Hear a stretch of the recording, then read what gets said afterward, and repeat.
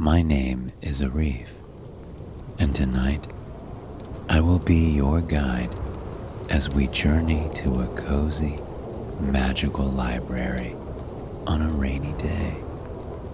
Together, we will step into wondrous books and be transformed as we learn and grow together, exploring peaceful, serene places and words you don't often hear used. Before we begin, however, let us take a moment to relax and find comfort in the space that we are in, here and now. Close your eyes and allow your body to sink a little deeper into the mattress beneath you. You have no obligations at this moment. There is no to-do list. All you are meant to do here and now is rest. And you are already achieving that by simply closing your eyes and relaxing. You do not need to sleep immediately in order to rest. By lying back and listening to the sound of my voice, by trusting me to take you on this gentle, relaxing journey, you are already giving your body and your mind the gift of rest. With your eyes closed and your body resting, we are going to begin our journey to the library. Without opening your eyes or imagining what the library around you looks like, focus on the smells and the sounds. Smell that earthy, comforting aroma of well-worn books that have been passed from hand to hand for generations, inspiring different minds and making life worth living. Here, as other library goers flip through the pages gently, relishing in every word that their eyes skim over. And that aroma, can you smell it? It's the fragrant steam rolling into the air off of freshly brewed Earl Grey tea. You do not see who is drinking it, but you can hear the gentle clinks as they stir their warm tea, breathing in the aromatic steam. In the distance, you can hear the scribble of someone writing in a notebook. The strokes are long and intentional, lobbing and curling, cursive to be sure. You wonder for a moment what they are writing. From the cadence and the smoothness, the softness of their strokes, it would be fitting for them to write poetry. On occasion, you can hear them rubbing their thumb over the smooth page, contemplating the words that they have written.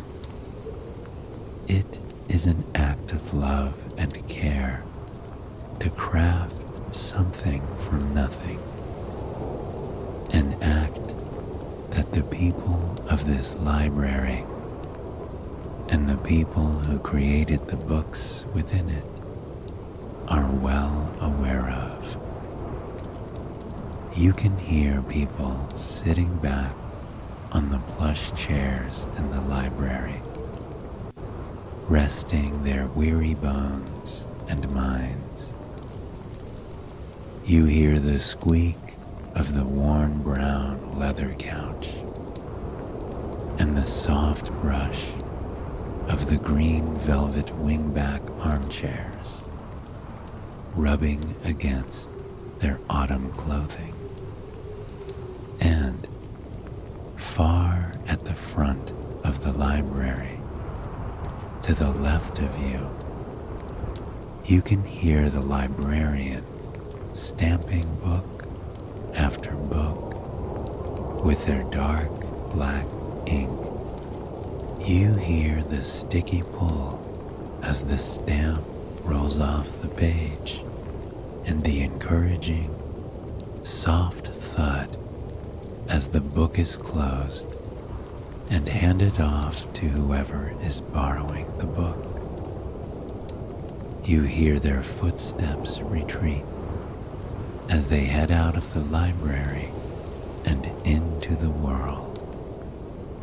And as they open that door, you hear the chirping of birds, flitting from branch to branch as they make their way through the world.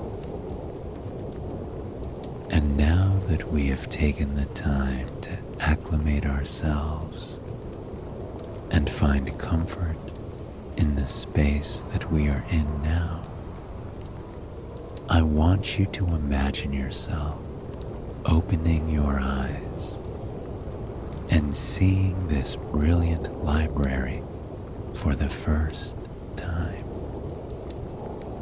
It is a true work of art.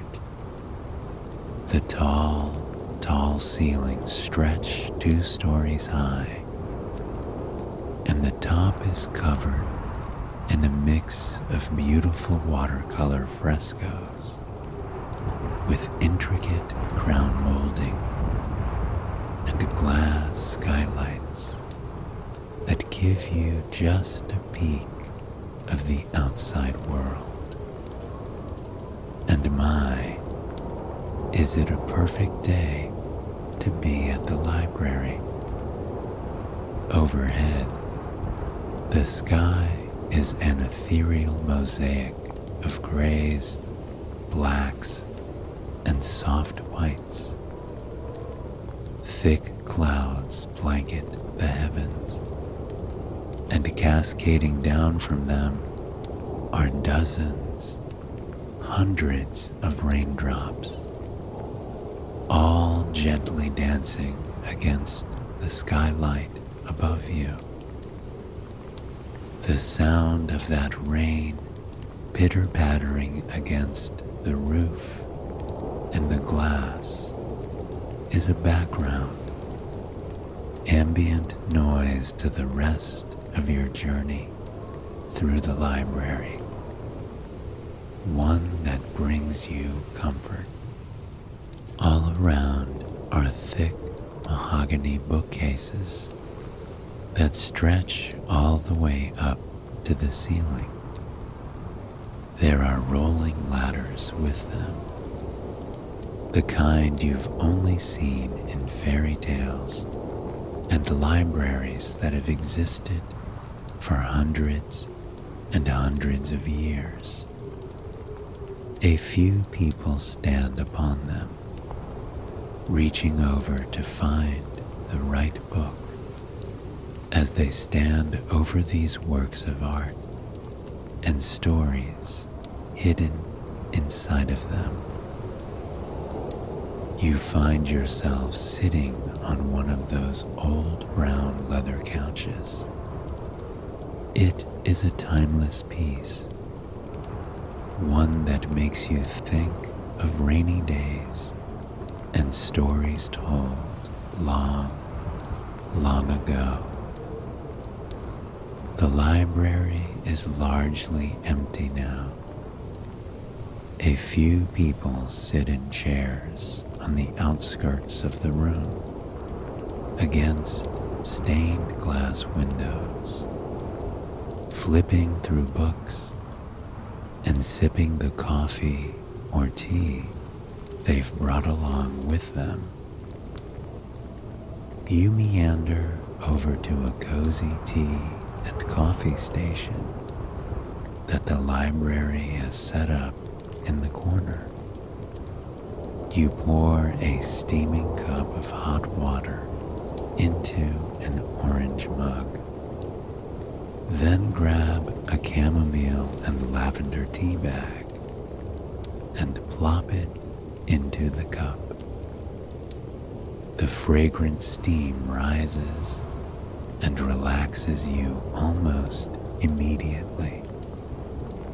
And as you squeeze a lemon into the cup, the contrast of the cool lemon juice on your fingers against the steam is a welcome one that puts you even more at ease.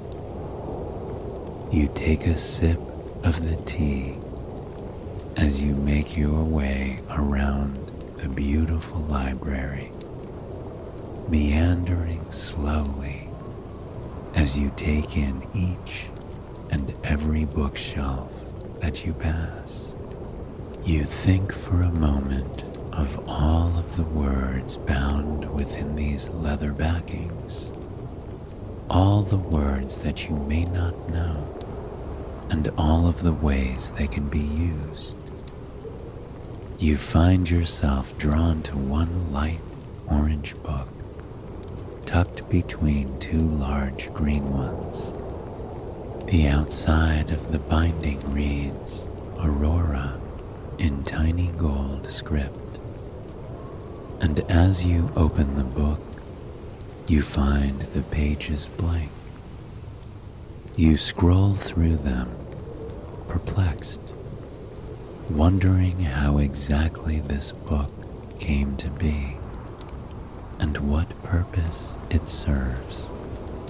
But then, in the very center of the book, there is one thing written rather plainly. Aurora, originally the name of the Roman goddess of sunrise. The word is used to describe dawn in the early morning, and also is a name ascribed to the cosmic, luminous phenomenon that happens in the upper hemisphere. You had never truly thought about what a beautiful word it was.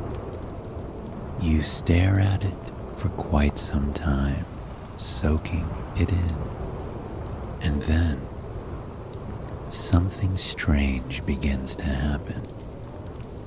The words on the page get a golden glow around them. You squint and lean in to look at them. Then, curiosity gets the best of you. You extend your finger and press it to those beautiful glowing words, and suddenly, the scene around you changes.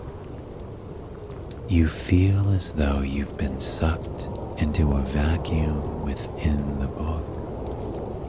For a moment, the world around you is an otherworldly mix of sparkling colors, as if you are traveling through time and space itself. And then you land upon the ground. The first thing you notice isn't the scene before you. It is the cold crispness of the fresh air hitting your lungs. In that air, you can smell cypress trees, pine trees, fresh moss growing along the river, and canyon walls far, far below you. And when you really look, you are stunned. You are standing safely and peacefully on a cliff, overlooking a vibrant canyon before you. It is still early morning. The sun has yet to peek up over these orange canyon walls, but you know immediately where you are. You're in Zion National Park, standing at the end of the canyon overlook trail. Below you is one of the most stunning canyons on Earth. The Virgin River winds along the sandy, iron-infused banks, which give the entire vista its characteristic, otherworldly rust color. But that rust color is going to change before your very eyes. On the distant horizon, the sun has begun to creep up over the canyon. It is dawn. You realize at once that this is Aurora over Zion. At first, the sky is slivers of orange, blue, and yellow, as if the sun itself hasn't awakened to its own vibrancy. It paints the sky in feathery, sleepy strokes, giving the clouds some faint definition and glow. And as it does so, it blankets the entire landscape in peace. This time of day, this aurora, is a time before most of the world awakens. It is a time where one can truly just be with the landscape around them, where one can stand in contemplative silence, listening to the birds sing their songs and whisper their secrets into the universe. And so, that is exactly what you do. You sit down on the rocky ground next to an aromatic juniper tree, and you listen to those bird calls echoing off the canyon walls. Then you watch as the sun puts on the most magical show on Earth. It paints the skies in a mosaic of colors: clementine, salmon, sanguine, goldenrod, even lilac and lavender, as if the sun cannot make up its mind. So it washes everything in every color imaginable. But perhaps the most beautiful thing of all is the way this light splashes across the canyon in slow motion, changing the colors of the walls as it moves. It illuminates the tips of the mountains first, giving their brilliant orange color a spotlight for the world. Then it creeps down, down, down, down over the canyon walls, illuminating them slowly in blue, then gold, then bright crimson red. You can't help but view it much like a painting, like the heavens have to do this task every morning to make the landscape beautiful for the long and magnificent day ahead. Just as the sun touches the river below, you feel yourself sink back. Once more, you are in that otherworldly space between worlds. in a sea of colors and lights, feeling utterly at peace. And then you blink, and once more you are met with cold, fresh air. Only this time it is much, much colder. Above you is the inky black sky now. There seem to be thousands of stars twinkling just above your head, so close that you feel as if you can reach out and grab them. Reach out and feel them pulsing in the palm of your hand. You are so mesmerized by the sky above you that for an instant you don't even notice the sound of the crackling fire just beside you. You glance to your right to see a carefully made bonfire crackling, sending embers into the dark night air. You are surrounded by fresh snow that sparkles and reflects the warm light of the fire. It is so fluffy and perfectly smooth that it doesn't seem like it can even be real. You're lying in the snow, wrapped in a thick, warm parka, with a cup of hot cocoa at your side. You take a sip of the warm cocoa, letting the rich flavor wash over your tongue and soothe your soul, contrasting the scent and feeling of the brisk, pine-tinged air you are breathing in. Your mind drifts back to the word you touched, drifts back to Aurora. You find yourself whispering the word simply to see how it feels against your lips. Aurora, Aurora, Aurora, Aurora. Then the sky above you transforms.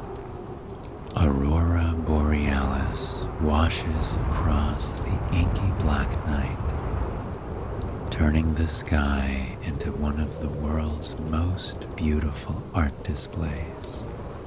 It is a wave of blue, green, and dark, brilliant purple that pulsates and shifts across the sky in a misty, beautiful wave.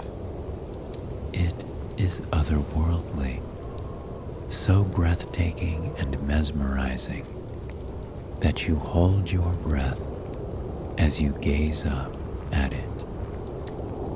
For quite some time, you lie there in peace, watching those colors dance and sway. The tall pine trees are silhouetted by the lights, adding a depth that only makes the scene more beautiful than it already is. You feel something gentle land in your hand. You turn your head to see yet another book in your grasp. And this one isn't as plain as the last. It is coated in etchings of flowers and pine trees, a distant land that you feel completely drawn to. You run your fingers over the cover. It reads, supine. You feel the word dance over your tongue. Supine, supine, supine, supine. You lift the cover of the book and scroll through blank page after blank page, looking for the definition, looking for the story this book is trying to tell you. There, in the center of the book, this time in colorful ink, is the word supine, of a person lying face upwards, the adjective from Latin supinus, bent backwards. The realization washes over you moments after the word rolls off your tongue. Right now, you are lying supine, gazing up at the scene before you. And as that realization comes, the scene once more begins to change. This time, you close your eyes. You feel the gentle tug of your body as you are brought into that vacuum of space, that in-between worlds, and then you are lying supine yet again. But you don't open your eyes immediately. This time, you keep them closed for just a bit, just to see if you can guess where you are. You can hear the rustle of plants all around you.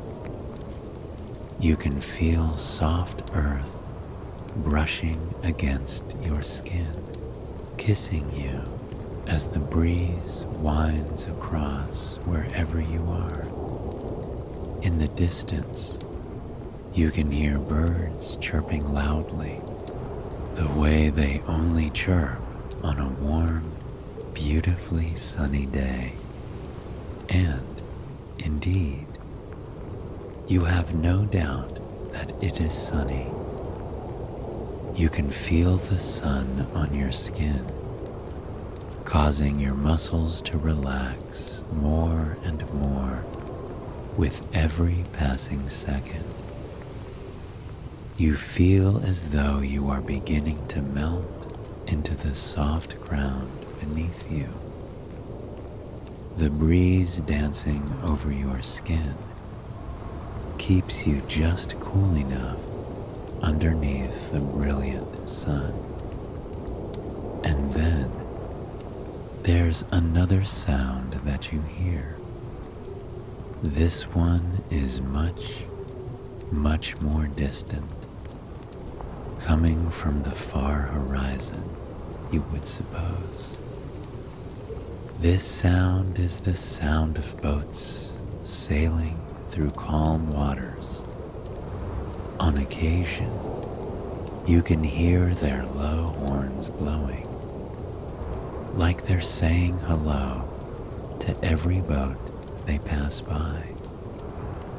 Slowly, you begin to open your eyes. The first thing you see is the baby blue sky. It is peppered with ethereal clouds, clouds that look as though they belong in paintings. They are fluffy balls of cotton that seem to meander across the sky at their own leisurely pace, with no destination in mind, and certainly no schedule.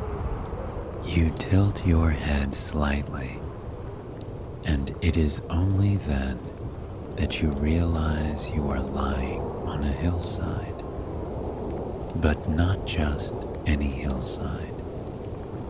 This is a hillside absolutely blanketed in wildflowers of all shapes, sizes, and colors. You see daisies bobbing and swaying in the breeze, lilac-colored lupines lobbing up and down as busy bees land on them, collecting pollen.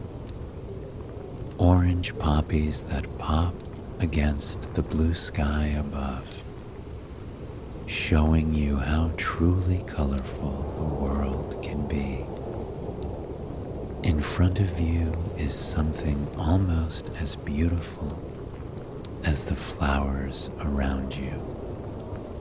At the base of the hill is a harbor town laced with cobblestone streets. The docks and boardwalks extend out into the sparkling ocean, which stretches as far as the eye can see.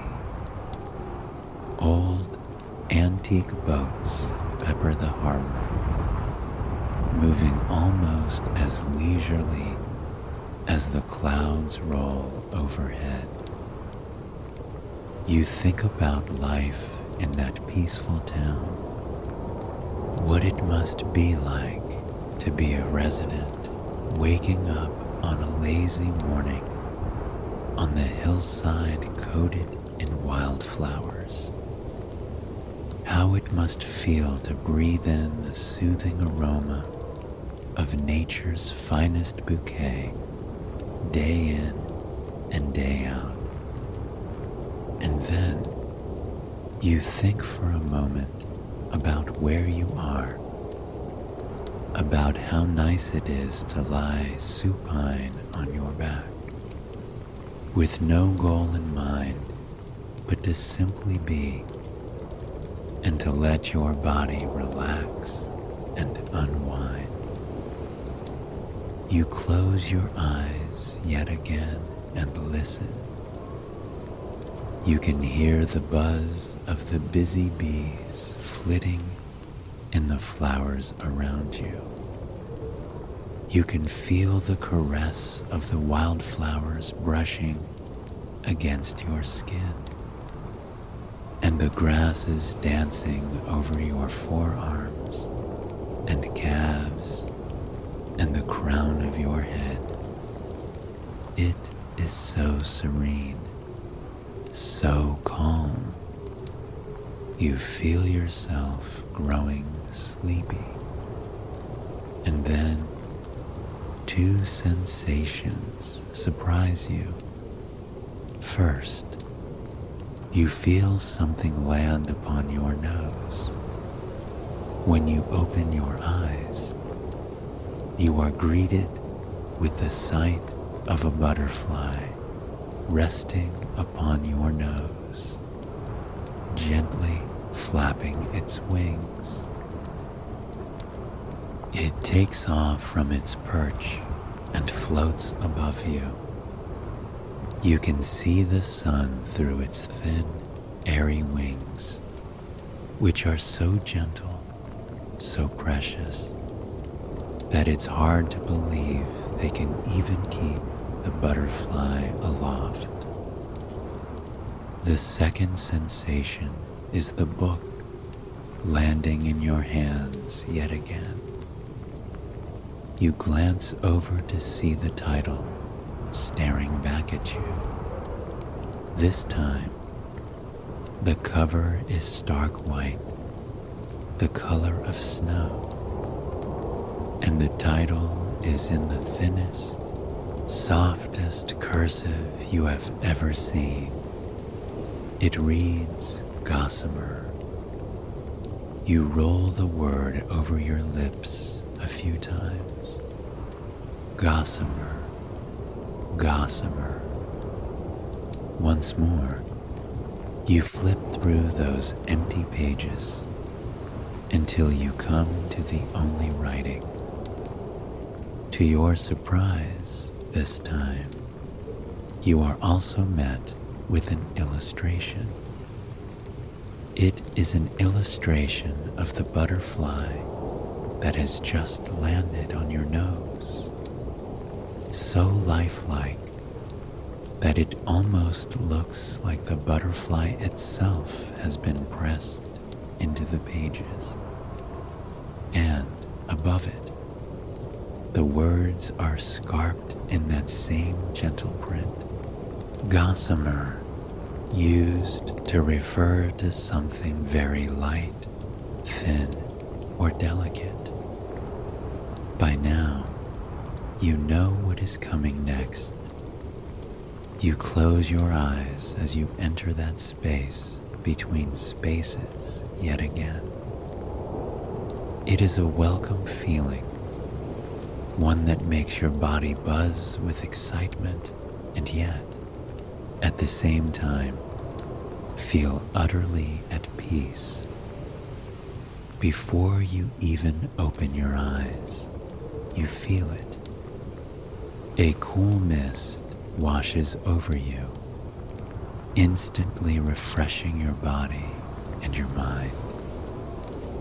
You can hear the unmistakable roar of a waterfall just before you, and in it, you can feel the power and beauty that it contains.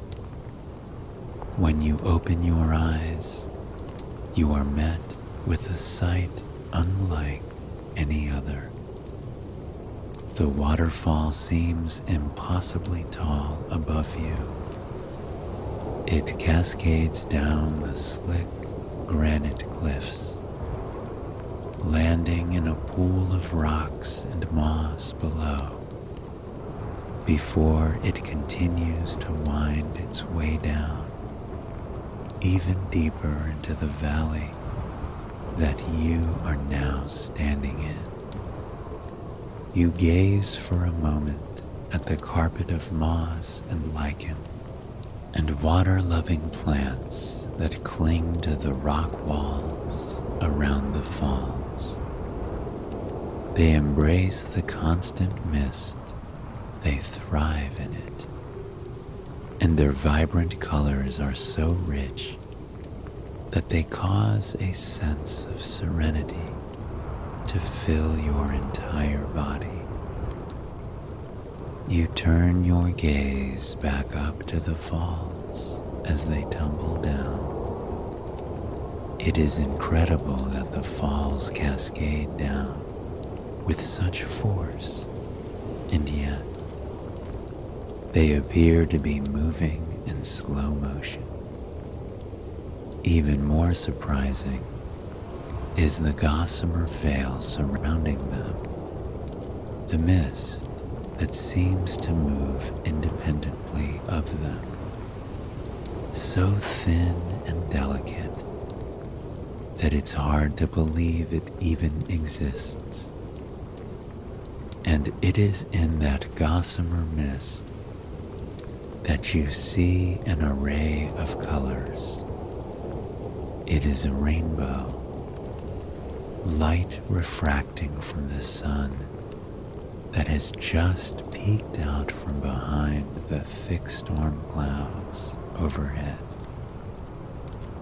It is breathtaking to see a rainbow suspended in space like this, sparkling alongside the waterfall as it continues its journey down into the canyon.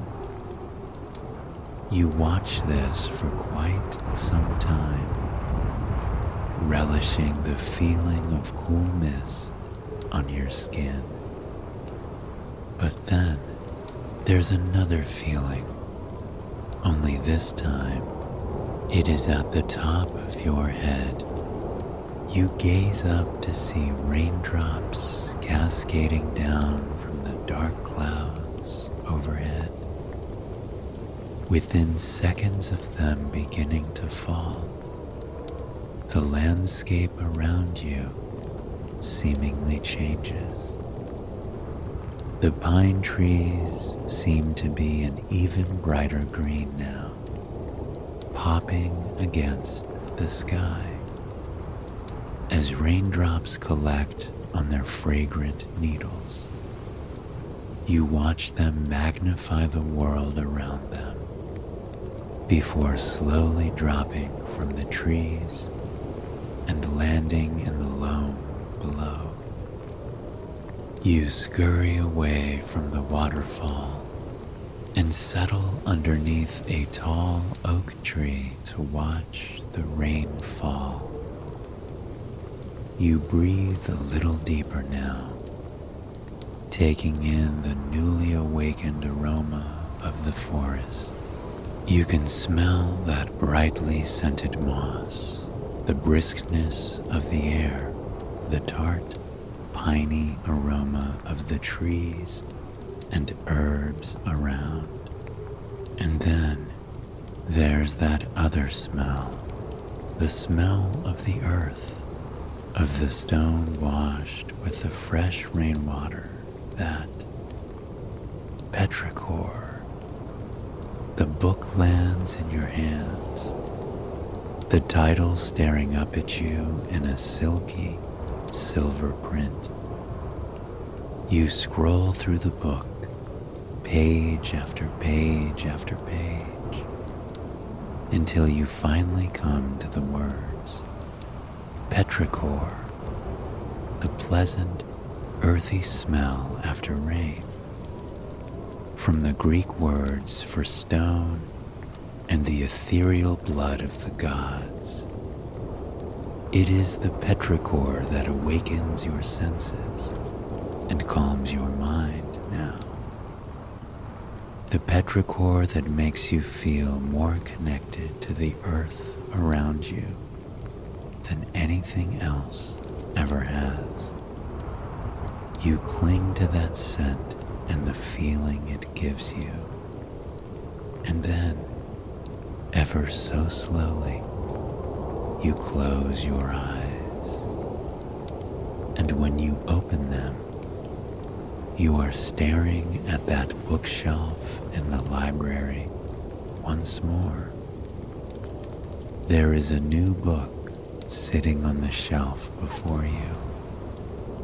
A collection of beautiful words. You pick the book up and meander to a plush chair in the very back of the library. You take a long, calm sip of the lavender chamomile tea in your hand, relishing the sweetness of the flowers and herbs, and finding a sense of clarity in the tartness of the lemon. When you sit by the window, you notice that it has begun to rain a little harder outside.